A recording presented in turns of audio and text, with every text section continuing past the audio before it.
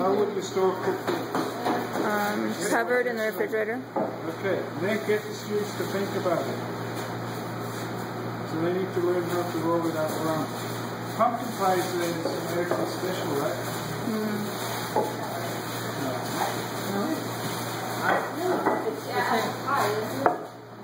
No, that word pie is misused. I went to a presentation on pies, and I first came here. This instructor from Providence came down here to do a presentation. The Great American Pie. So I thought cherry, blueberry, pumpkin, pecan, apple, as American as apple pie, you know what I mean? So I thought, hey, I'm going to have to teach baking, I'm going to go there, learn something. After 10 minutes, I want my colleague to say, I'm out of here. Since that guy's talking about pies. Talk about pizza.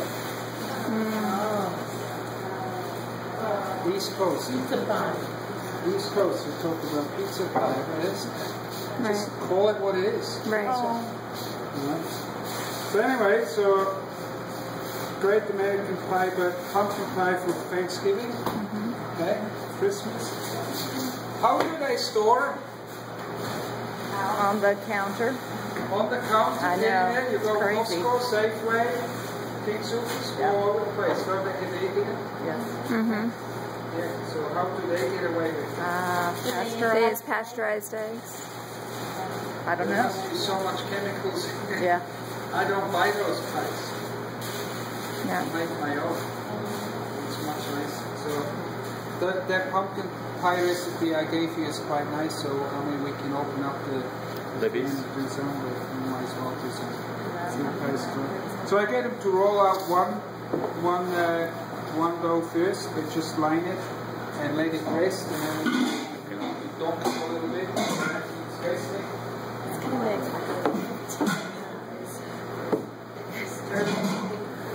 Very hungry, and I can't take that on. We've got plenty of pies, so we can do that as well. I just have to go and find a kettle.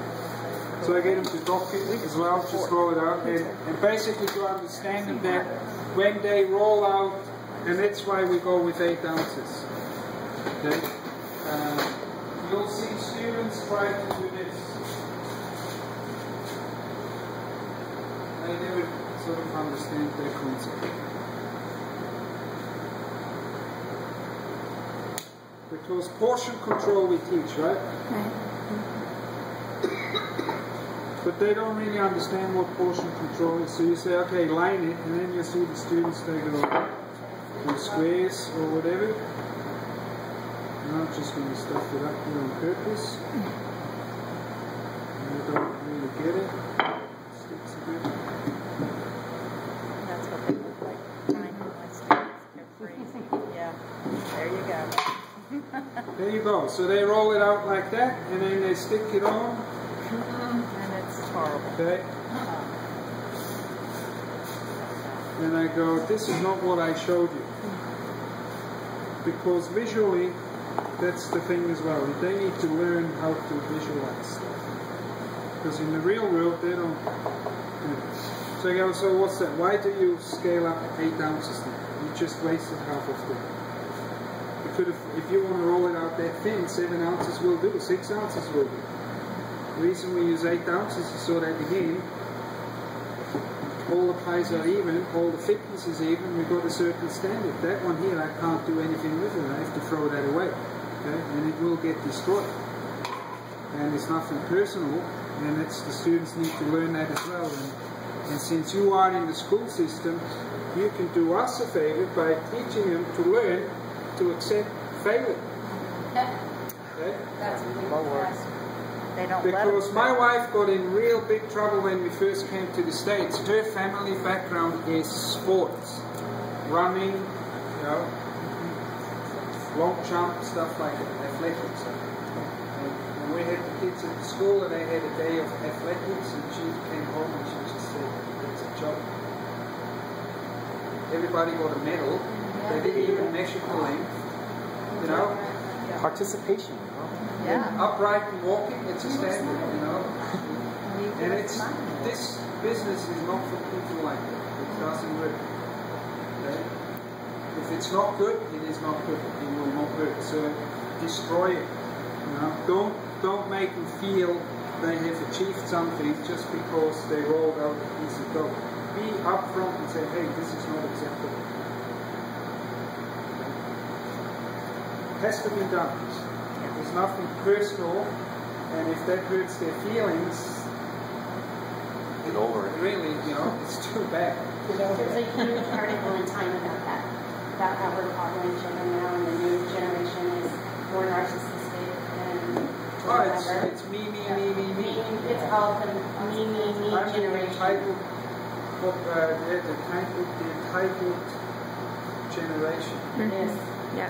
And it just doesn't work. And when they go to the real world, especially when they go overseas, they will get their hopes shattered really quickly. Okay? If it's not good, people, and you're never too old to learn that. Trust me. Well, they I also... had my feelings hurt as well, peeling asparagus fishing. And I thought I know how to peel asparagus, and this guy looked at me and said, no, this is crap. It's just not nice.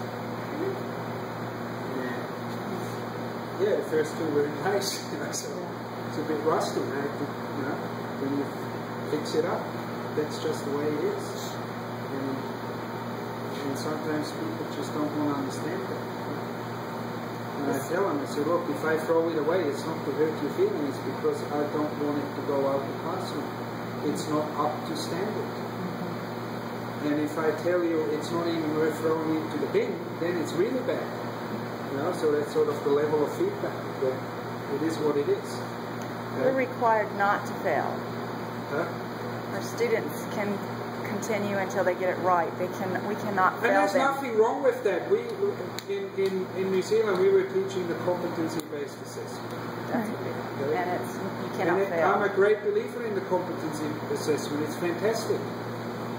But as long as you are there to enforce it. So I had students, if they weren't competent, they won't progress. They do not graduate. They pass. No, you have to be tough then if you do it properly. It's either pass or fail. Either you can do it or you can't do it. And if they can't do it, then they come back. And there's no big problem with that. I don't have a problem with it. I don't either, but And I said to them, I said, look, I got 3 kids. My daughter, she learned to walk very quickly. And the younger son, he didn't learn to walk, leg crawled on sort of one leg, and then suddenly he got up, but it took him a lot longer, learning how to ride a bicycle. My daughter rode a bicycle, she was like, what, 4? And my son, he was 6 when he learned to. And he only learned it because my neighbor's daughter wanted to learn to ride the bicycle, and I said, whoever rides the bicycle first gets $20. That money works for him. And he learned to ride the bicycle that afternoon. He wanted the $20. Other than that, he was happy to run. So that's natural. People learn at different level, but if they have to pass at the same level, then you have to be strict and say this is not acceptable. But we're not allowed. You know, our students, you can't have that failure rate, because then, you know, then it doesn't look good, and the government Takes money away. numbers, and you have to have so many, you know what I mean? So the standards, it's like a double-edged sword. It's a double-edged sword. You have more control over that than we do. Right. Right. Well, we have grades. Right. A, B, Right, we do too, yeah. And then that's the other thing I want to talk about in this class as well. So I show them and say, okay, this is the standard. You do it up to that, we'll guarantee you that. If it's up to that, it will be a B or it will be a C. So you need to show them what your expectations are. What is a C and what is an A and what is a B. Right. Okay? And what does a B mean? Average. No, C is average. C is average. C is average, B means above average. Right. And then but our students think a B is average. Right. Yes. So I feel the same pain sometimes, but I'll make sure to show the students that, okay, this is a C, this is a B, and this is an A, and depending on what it is, I will destroy food if it doesn't reach the C level.